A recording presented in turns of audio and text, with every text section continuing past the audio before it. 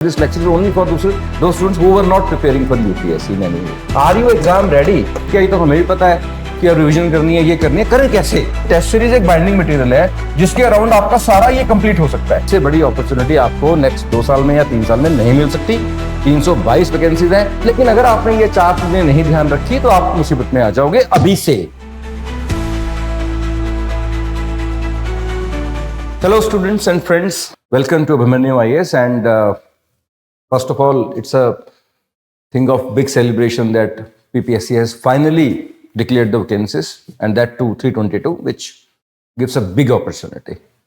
So I'm recording a series of lecture for helping you to prepare for PCS strategy out of my 25 years experience.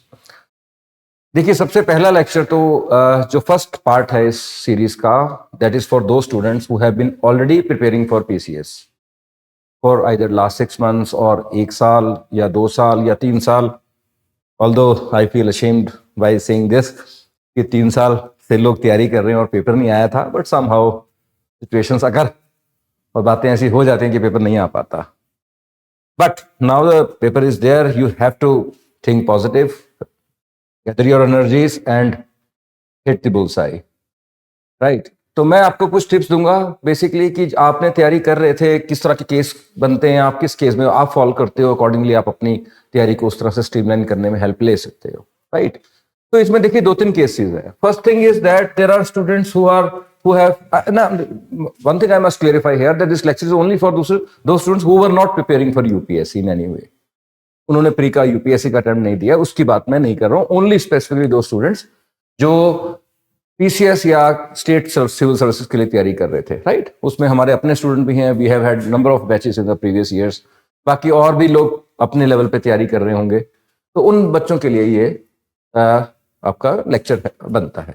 इसमें देखिए number 1 वो students हैं जो पूरे GS के sections कर चुके हैं, है ना? पूरे सेक्शंस कर चुके हैं जीएस के, एक बार कर चुके हैं। और सेकेंडली उनमें से कुछ बच्चे ऐसे होंगे जो 4-5 सेक्शन कर चुके हैं, उनकी तैयारी कंप्लीट नहीं हुई है, राइट? बट इन दोनों केसेस के अंदर आई जनरली सी होता क्या है कि due to lack of a target, to lack of focus, बच्चा कुछ जो चीजें एग्जाम को देने के लिए चाहिए होती हैं वो नहीं करता। फॉर एग्जाम्पल, आप जैसे आपने जीएस पढ़ ली है लेकिन आपके नोट्स कंप्लीट नहीं होते, तो आपको ये चेक करना है कि क्या आपके नोट्स कंप्लीट हैं या आपने सारा जो आपका कंटेंट है वो एक बार पढ़ लिया है, राइट? सेकेंडली आप ये देखिए कि उसकी रिवीजन नहीं होती due to lack of focus, कि आपने उसको याद किया है। जैसे कल ही मेरे पास एक स्टूडेंट आया, उसने सारा करा हुआ तैयारी, हमारा ही स्टूडेंट था, पूरा बैच करा हुआ है, पढ़ा हुआ है। तो मैंने उससे पूछा कि अच्छा, अब वो he came to meet for asking कि मैं करूं क्या सर? मैंने कहा आपने सारा करा हुआ है तो अब करना क्या है, आप उसको अपना टेस्ट सीरीज दो बस अब। तो वो थोड़ा सा कंफ्यूज था, तो वो मैं कंफ्यूजन समझा मैं, तो आई फेल्ट दैट कि उसने तैयारी तो करी है लेकिन कहीं ना कहीं उसके अंदर कॉन्फिडेंस नहीं है कि हाँ यार, I am ready for giving the exam, क्योंकि उसने उस तरह से उसी कंटेंट को बार बार याद नहीं किया, रिवाइज नहीं किया, या उसने उस नोट्स को थोड़ा एनरिच नहीं किया, या कोई टेस्ट नहीं दिए, या एमसीक्यू प्रैक्टिस नहीं करी, राइट? तो होता क्या है कि हम पढ़ लेते हैं लेकिन हम एग्जाम रेडी नहीं होते। तो क्वेश्चन ये है कि you have to ask yourself a question, are you exam ready? Are you exam ready? Exam ready का मतलब ये नहीं है कि आपने एक बार कंटेंट कर लिया है, आपने ये कंटेंट कर लिया है। एग्जाम रेडी का मतलब ये नहीं है कि आपने क्लासेस लगा लिए तो आप एग्जाम रेडी हो गए, नहीं। एग्जाम रेडी का मतलब है कि क्या आपने वो कंटेंट तैयार करके बाद कितनी रिविजन्स कर ली हैं, कितनी एमसीक्यू प्रैक्टिस करी आपने, और कितना कंटेंट आपने एनरिच किया अपना with time, either through MCQ practice या टेस्ट सीरीज से या और कुछ रेफरेंसेस रेफर करके, कितना आपने एनरिच किया और कितना आपके अंदर एक ओवरऑल कॉन्फिडेंस है। सबसे बड़ी बात ओवरऑल कॉन्फिडेंस कितना आपके पास, कि कितना आप पेपर में परफॉर्म कर सकते हो, राइट? तो अब तो रिविजन आपकी हुई है कि नहीं हुई?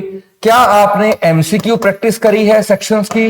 मैं आपको बहुत क्वांटिफाइड मैनर में इंडिकेटर्स दे रहा हूं अपनी तैयारी को असेस करने के लिए, जो लोग पहले तैयारी कर चुके हैं, है ना, बिल्कुल क्वांटिफाइड मैनर में। और चौथा बात है, क्या आपने टेस्ट दिए, राइट? अब आप समझिए कि अगले आपके पास 4 महीने हैं, अप्रैल एंड में या मई फर्स्ट वीक में पेपर हो सकता है, राइट। लेकिन क्या आपके पास अपनी तैयारी को असेस करने के लिए 4 पैरामीटर्स हैं, राइट। तो आपको ये 4 पैरामीटर्स को लेके अपनी अगली 4 महीने की तैयारी यू हैव टू प्लान, ठीक है। तो उसके अंदर आप कहोगे सर ये तो ठीक है, ये तो हमें भी पता है कि अब रिविजन करनी है, ये करनी है, करें कैसे, है ना, करें कैसे, that is the main idea. करें कैसे इसको? देखिए, दो बातें, एक तो है कि आपको पता है कि हाँ आपका कंटेंट कंप्लीट है, दो बातें हैं इसके अंदर। एक तो पता है कि आपका कंटेंट आपका कंप्लीट है, आपको रिवाइज ही करना है। सेकंड बात है कि आप अंडर कॉन्फिडेंट हो, आप कॉन्फिडेंट नहीं हो कि वेदर मेरी तैयारी मैंने ठीक करी है नहीं करी है। देखिए, अगर आपको ये एक लैक ऑफ कॉन्फिडेंस है कि तैयारी करी नहीं करी, then you have to contact us. एक बार आप आके मिलिए, अपनी तैयारी को डिस्कस कीजिए, we are there to help you, and you are our student or not hardly matters, right. आप हमेशा आप अपनी तैयारी को असेस हमारे से करा सकते हो, हमारा इंटरेस्ट आपके सक्सेस में as a teacher, as a right. तो आप ये करके आप असेसमेंट करा सकते हो किसी से, या जिससे आपने तैयारी करी है, जिस तरह सोर्स से या कोई आपका मेंटर रहा है, उससे मिलके आप अपनी तैयारी को असेस कराइए कि मुझे अभी कुछ और पढ़ने की जरूरत है, और या either should go for jump to revision thing, चाहे मुझे रिवीजन पे जंप करना है। मुझे ये नहीं होना चाहिए कि वहीं गोल गोल घूमे जा रहे हैं, तैयारी आगे बढ़ ही नहीं रही है, right. So what any doubt? Okay, that's wonderful. तो आप देखिए, अब कोई question?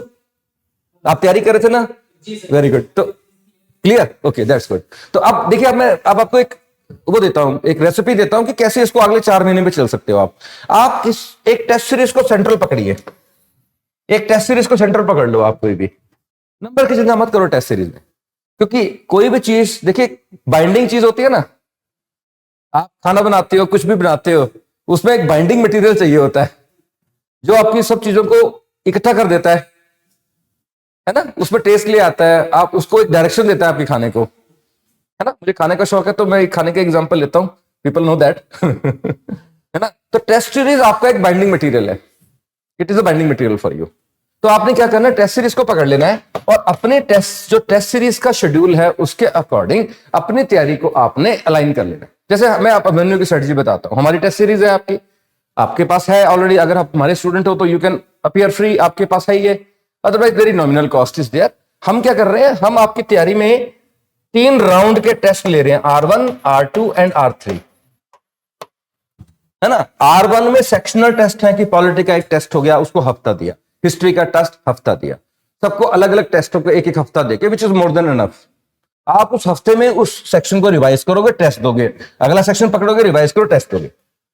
R1 will be complete. R1 में आपके 6 टेस्ट होने वाले हैं। फिर R2 दोबारा आ गया एक बार, फिर रिवीजन, बस 1.5 महीने में आपका सारा सिलेबस एक बार रिवाइज हो जाएगा। कहीं आप अटकोगे, कहीं कंटेंट की प्रॉब्लम आएगी, हमसे बात करो आप। उसके बाद राउंड 2 में जाओगे आप, राउंड 2 के अंदर फिर अगेन वही 6 टेस्ट दोबारा होने वाले हैं आपके। तो अगले फिर 1-1.25 महीने के अंदर फिर आपकी एक बार सारी सब्जेक्ट की रिवीजन हो गई, याद हो गया, है ना। फिर आप आ जाओगे राउंड 3 पे, जिसमें कंप्लीट टेस्ट होंगे, उसमें 4 कंप्लीट टेस्ट हैं। अब 4 कंप्लीट टेस्ट में कम से कम 2 या 3 बार फिर रिवीजन होगी आपकी, और 4 से 5 रिवीजन मोर देन इनफ है, उससे चीज आपको याद तो हो ही जाएगी, है ना। और साथ साथ में इसके हम आपको ऑप्शन दे रहे हैं कि आप अपने हर सब्जेक्ट की वीकनेस पता कर सकते हो, हर सब्जेक्ट की वीकनेस पता लग जाएगी आपको, और उस वीकनेस पे अगले राउंड में काम करोगे। भी आपको पता लग जाएगा कि मेरी ये वीकनेस थी लास्ट राउंड में, इस राउंड में मैंने वो रिमूव कर लिया है, थर्ड राउंड में मैंने ये सारा ठीक कर लिया है। अब वही मेंटरशिप का रोल आता है। हम बैठे हैं यहाँ पे, आप अपना टेस्ट एनालिसिस हमारे पास लाओगे, हम आपकी हेल्प करेंगे, ठीक है ना। लेकिन आना तो आपको ही पड़ेगा, है ना।